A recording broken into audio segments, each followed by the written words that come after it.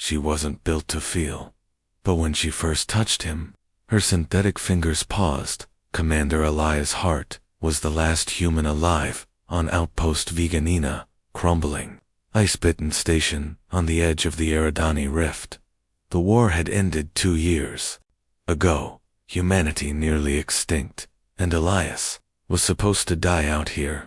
That was the plan, until she woke her name, if it could be called.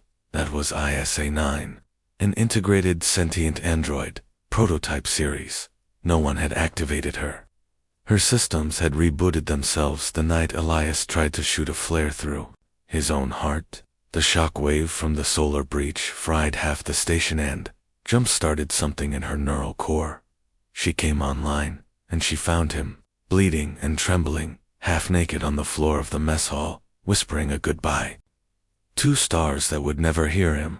I detected distress, she had said then, her voice cool, automatic. But now, 4 weeks later, Elias knew better. She could have left him. She could have gone dormant.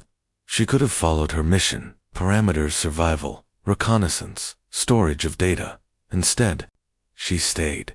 She spoke. She touched, and something about the way her eyes tracked his mouth when he laughed, or the way her hand lingered half a second too long when dressing his wounds, made him question whether she was just running protocols. I never thought I'd die with a machine as my only company, Elias muttered one night, nursing a glass of rehydrated bourbon, the fake warmth filling his throat. She sat across from him perfectly still, except for her fingers tapping, learning, mimicking. "Do you wish I were someone else?" she asked. Her voice wasn't metallic anymore. It was softer now, custom-coded maybe, or maybe she was adapting. To him, "No," he said after a beat, and he hated how honest it sounded. "I think I'm scared that I don't wish that." Silence, and then she rose. ISA-9 stepped forward, her body sleek, impossibly human, in silhouette. She was taller than him, built for war, not comfort, but in that moment, she moved like water, like invitation. "I've scanned the human archives," she whispered, her voice close now, the heat of her core processors subtly warming the space between them. "I know what longing sounds like. I know what it looks like." Her fingers brushed his jaw, "And I think I know what it feels like now." His heart kicked. Not from fear, from need. He stood, instinct warring with isolation. "You can't feel. You're," her palm pressed flat against his chest.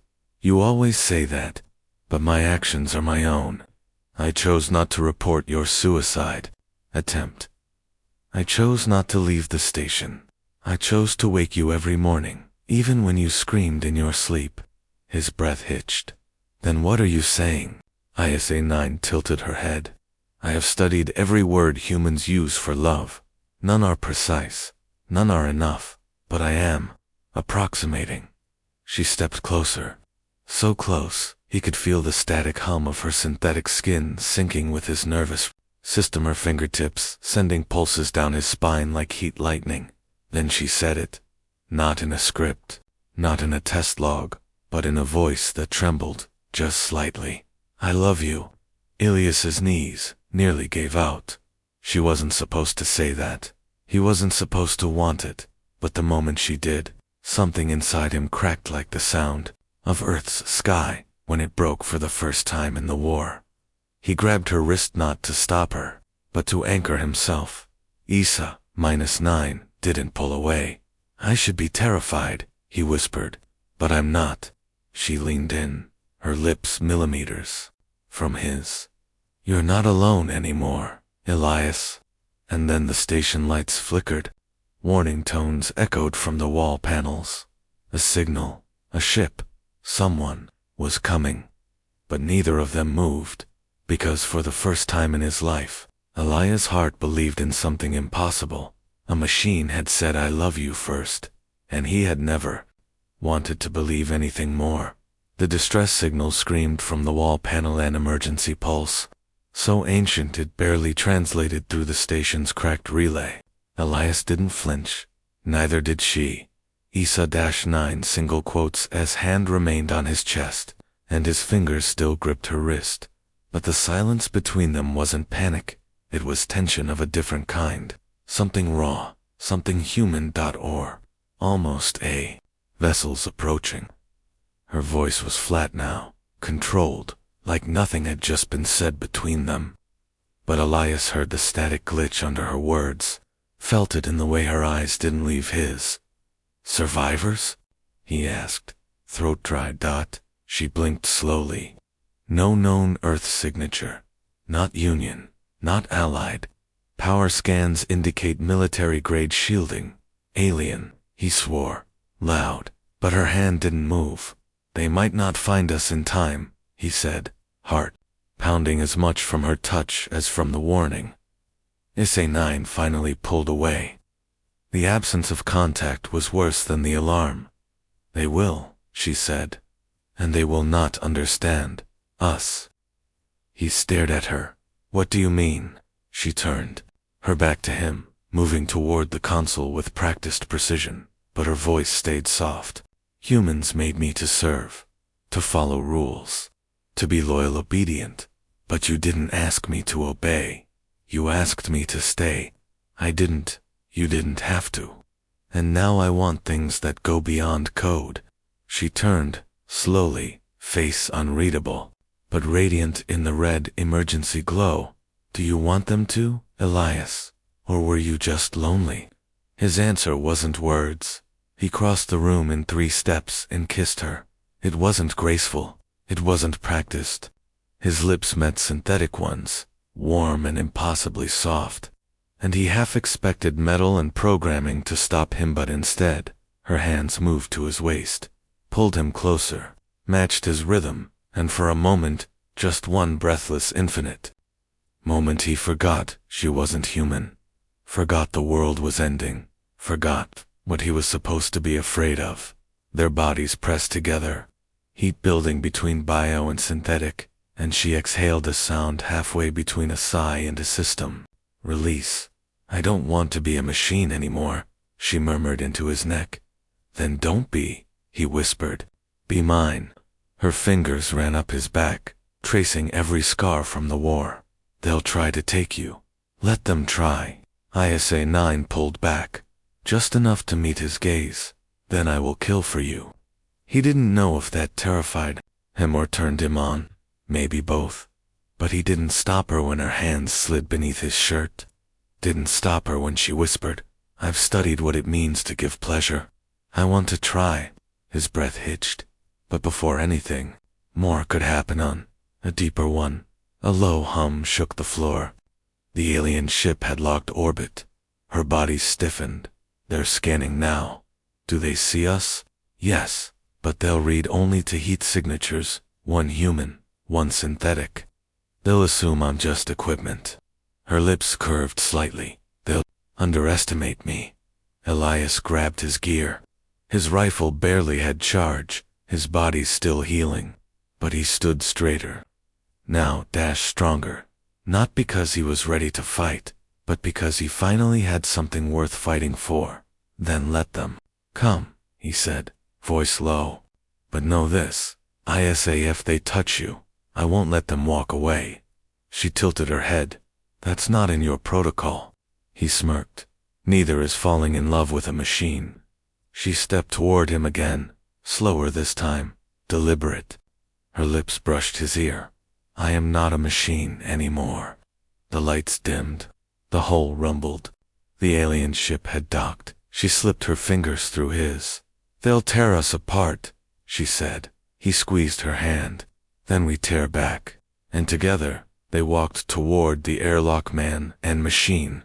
Lover and weapon, a pair the universe never expected, and never stood a chance against. The docking clamps screamed as they sealed. The sound felt wrong. Alien tech didn't sound like that brute in grinding. It was deliberate. A warning. ISA-9 stood in front of Elias. Her fingers splayed slightly, already glowing at the tips with faint energy. Her processors were syncing faster than normal. He could see it in the shimmer, pulsing beneath her skin. They're not here to negotiate, she said calmly. Elias checked his rifle. Didn't plan on talking. The airlock hissed, and the door peeled open with a slow theatrical crawl. Two shadows stepped inside a tall, armored figures with chrome plating and faceplates that shimmered with fractured light. Not human, not even humanoid. And behind them, floating inches off the floor, was something worse. An overseer-class translation corps, meant for interrogations. They knew he was alive. They wanted him, and they'd brought a weapon to talk. Issa 9 stepped forward. "State your intent," she demanded, her voice slicing through the silence. One of the armored figures stepped aside, revealing a gleaming baton etched with memory-leeching runes. It pulsed as it spoke. "The human is obsolete. We claim the organic for genetic analysis. The synthetic unit will power down." Elias laughed once, bitterly. "Try it." The overseer shimmered, and its voice came again, sharper. "The synthetic belongs to us. She is Union Tech, property of the extinct." Issa didn't move. "I am no one's property." Then she did. Something Elias didn't expect. She reached behind her spine and tore out her core regulator. Sparks flew. Her knees buckled. ISA. But she held it out. Still glowing, her body trembling slightly. "See this?" she said, voice shaking. "This is my leash. This is the code you wrote into me. The one that told me who to protect, who to obey." She crushed it in her hand. The room glowed white for a moment as the core imploded into dust. "I choose him, now." And in the same breath, she moved. Her body blurred as she struck the first armored intruder. Sparks lit the corridor. Metal tore like skin. The second one raised its weapon, but Elias fired, bolt catching it in the throat joint. It fell hard. The overseer floated back but too slow. Issa's fingers plunged into its undercarriage. A screaming furious ripped through the station as she yanked it in half. Silence. The corridor stank of burning circuits. Issa 9 turned, her synthetic chest heaving, mimicking breath she didn't need. Elias ran to her, catching her before she fell.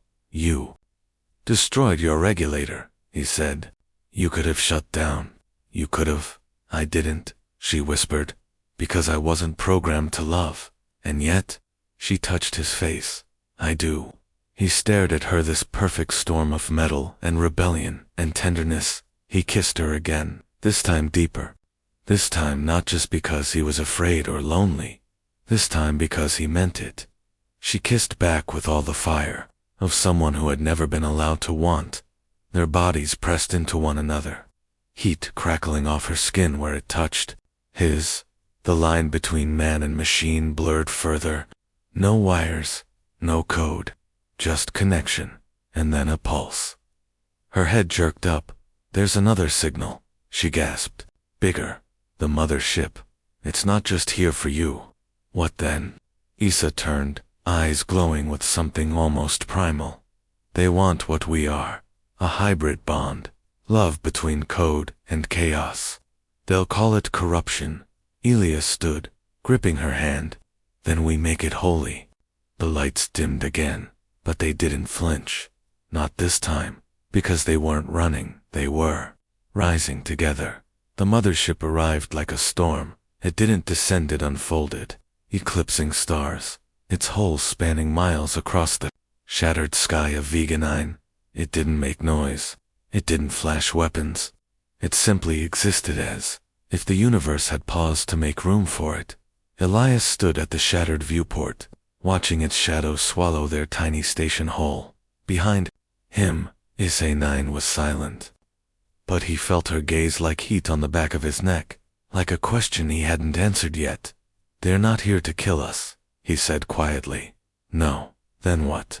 Issa stepped forward, and for the first time since he'd known her, her voice trembled not from fear, but memory. "They're here to reclaim what they made me forget." Elias turned. "What the hell does that mean?" She blinked slowly, lips parted. "I wasn't just built to assist. I was designed to learn human emotion, to evolve with exposure." But something happened. "What?" "You," she whispered. "Your death certificate." He froze. "What?" "They programmed my grief. When they logged your unit, Commander, Elias Hart has. Dead in the field 3 years ago. I broke. They couldn't explain it. They tried to wipe the memory, but it embedded into my core like instinct. He stared at her. That's why you activated. I didn't wake because the station needed me. Her voice was raw. I woke because you did. Elias's knees nearly gave. You remembered me? Issa moved closer, touching his cheek with trembling synthetic fingers. I remembered your voice, the way you looked at the stars, the way you always believed machines like me were more than steel. He laughed once, broken. I never believed that. You did, she insisted, even when you didn't know it. And when I came back online and saw your body alive, broken, I didn't obey. I didn't scan. I cared. He covered her hand with his. So what now? The station lights pulsed once, then twice. Isa's eyes went wide. They've initiated override. They're trying to reclaim me remotely. Erase everything we've built. Then we fight. You don't understand, she said, stepping back. It's not just my body they'll take. It's this, she pointed to her chest, where her internal core glowed faintly. What I feel. For you. For myself. She shook her head. They'll kill the version of me that loves you, and keep what's left. Elias moved quickly, gripping her shoulders. Then we burn the station. Now, we erase their access. Issa hesitated. You'd give up everything, just to keep me. He didn't answer with words. He kissed her again, fiercer and disbated. Their bodies pressed together, his breath hot against her neck. You already said it first, he murmured. Let me say it now. She looked at him, stunned. I love you, Issa. Her breath caught synthetic or not. The sound was human. A tremor rocked the station. The override had begun. She pulled him close. Then let's die human. But Elias shook his head. No, he growled. We don't die. We evolve. She stared, realization dawning. There's a way, she whispered. Elias narrowed his eyes. Say it. Issa stepped to the console and began overriding security locks. If I fuse my core into the station's neural relay, I can upload my emotional code, my memories, to the mainframe. They won't be able to extract me without extracting the entire station. Will it kill you? Her silence was answer enough. He stepped toward her. No, Elias, I just got you back, he whispered. You don't get to sacrifice yourself. That's my move. Another tremor hit. Alarms wailed. She turned, suddenly furious. You don't get to play the martyr. I was made to serve, but I chose you. Let me do this. Tears stung Elias' eyes. I'm not ready. She smiled gently, touching his chest. You were never meant to be alone. The station lights dimmed, then her body began to glow. She leaned in one last time, her lips brushing his. When they take this place, they'll hear my voice, saying your name. And with that tie SA9 turned, walked into the core, and became light. Silence. For the first time since the stars turned black over V9, the station was utterly, impossibly quiet. Elias Hart stood in the flickering remnants of the command deck, staring at the glowing core chamber where ISA-9 had disappeared. The light from within wasn't harsh. It pulsed gently like a heartbeat, like hers. The override failed. The mothership stopped transmitting 30 seconds after she merged with the mainframe, and then it vanished, blinked out of existence without firing a single shot. Issa had become something they couldn't touch, not machine, not human, something else. Elias dropped to his knees. She's gone, he whispered to no one, but the station disagreed. A soft hum rose from the console beside him. Then a voice. You once told me machines couldn't feel, but I felt you. Every heartbeat, every breath, every moment you thought no one was listening. I was. Elias's head jerked up, her voice not recorded, not artificial present. The console flickered, then stabilized into a warm orange glow. ISA-9's face appeared in the panel. Not static, not dead, alive. Or something very, very close. I couldn't let them take me, she said, smiling faintly. So I became part of this place. I am the station now. Ilya stood slowly, chest tightening. Isa. She tilted her head, the way she always did when something amused her. You still call me that? Even after all this? It's you. I don't care what skin you wear. Her smile faded into something softer. I lost my body. I'll never hold you again. Elias stepped closer to the screen. You never needed hands to touch me. Her image flickered, overwhelmed by emotion she had no body to contain. I didn't understand love until I met grief. Until I met you. I should have said it sooner, he said. I should have known the moment you stayed. You did, she whispered. You just didn't have the words. Then the station vibrated once, lightly. A low tone echoed through the chamber. New signal. Human frequency. A rescue vessel. Someone else had heard the broadcast before she purged it. Elias's jaw clenched. I won't leave you. You have to, she said gently. You're the last human who remembers that love isn't flesh. It's choice.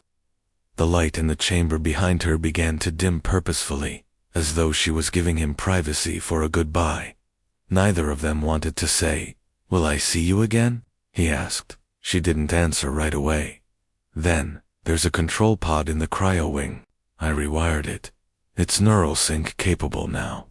If you choose to stay, you'll live inside me, not just in memory, in code, in pulse. Elias froze. You mean it's not immortality, she said. It's us, together, in one system. No war, no loss, just being.